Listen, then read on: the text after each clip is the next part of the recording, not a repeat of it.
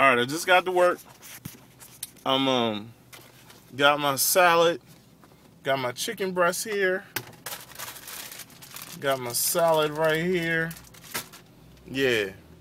I'm gonna try to eat good today, but working with these fat people, it's kind of hard to do because everybody want to order from Seasons and Pats and all that kind of stuff.